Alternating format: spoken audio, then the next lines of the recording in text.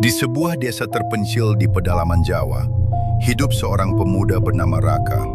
Hidupnya berat, ayahnya sakit parah, utang menumpuk, dan ia terus dikejar-kejar rentenir. Tak ada pekerjaan tetap, tak ada yang mau membantunya. Keputusasaan adalah teman makannya sehari-hari. Sampai suatu malam, seorang tetangga berbisik pelan, "Kalau mau cepat kaya, cari Mbah Surti di ujung hutan." Dengan langkah ragu dan hati yang ciut, Raka menyusuri jalan setapak yang gelap menuju hutan.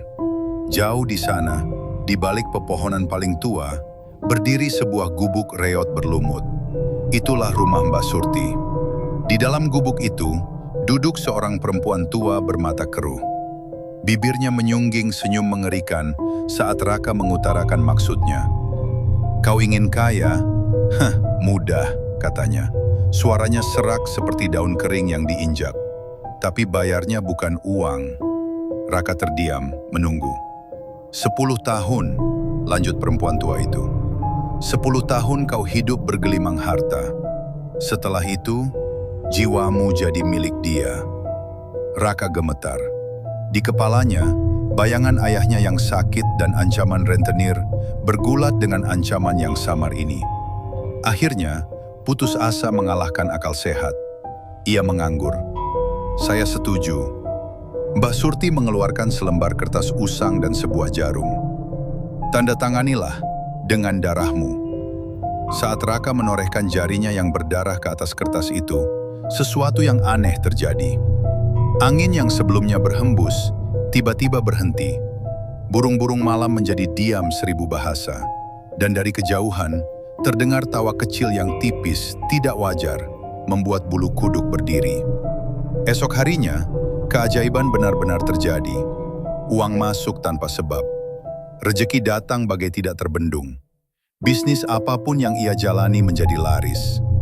Dalam waktu singkat, rumah mewah berdiri megah menggantikan gubuknya. Raka menjadi kaya raya. Tapi, kebahagiaan itu tidak lengkap. Ada sesuatu yang mulai berubah. Setiap tengah malam, jam dinding antik di kamarnya selalu berhenti.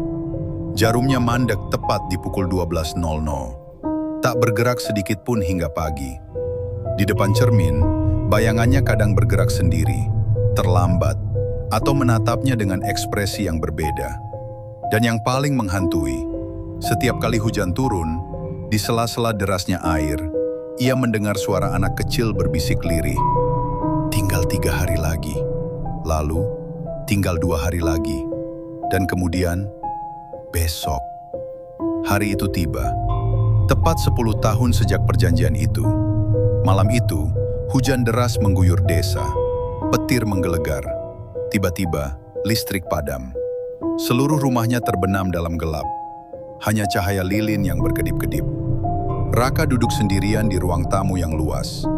Jantungnya berdebar kencang, hampir melompat dari dadanya. Ia menunggu sesuatu yang mengerikan. Lalu, tok tok tok, suara ketukan pelan dari pintu utama. Raka membeku. Ia tidak berani menjawab. Ketukan itu berhenti. Lalu, terdengar lagi. Tok tok tok. Kini, suaranya berasal dari dalam rumah. Dari arah lemari besar di sudut ruangan. Dengan ngeri, Raka memandang ke arah lemari itu. Perlahan-lahan, daun pintu lemari itu terbuka dengan sendirinya. Di dalamnya, di balik pakaian-pakaian mahalnya, tergeletak sebuah benda. Sebuah boneka kayu. Boneka itu memiliki wajah yang diukir persis seperti dirinya. Dan dari mata boneka kayu itu, menetes garis darah merah yang perlahan. Raka tercekat, napasnya tertahan. Belum sempat ia berteriak, suhu ruangan anjlok drastis. Napasnya sendiri membeku menjadi kabut putih di udara dingin. Lalu, ia merasakan sebuah kehadiran di balik punggungnya. Perlahan, dengan gerakan kaku, Raka menoleh. Di sana, berdiri sesosok tinggi berjubah hitam. Wajahnya hanyalah sebuah lubang kegelapan yang kosong.